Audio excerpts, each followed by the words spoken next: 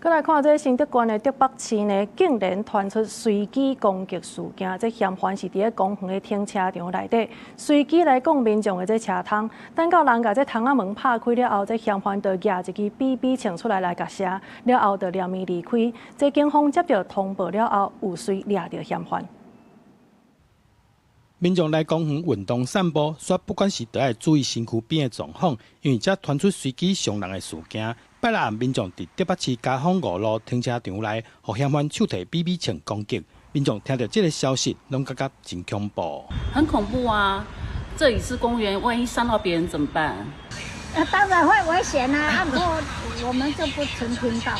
尾仔嫌犯佫走去附近社区停车场，想要继续攻击别人。警方接到报案了后，赶紧出动，伫社区停车场内抓到嫌犯，伫嫌犯身躯顶插着3支枪，后续移送新德地检署侦办。初步了解，犯嫌先拍打车窗，待民众摇下车窗后，即朝车内射击，随后逃逸。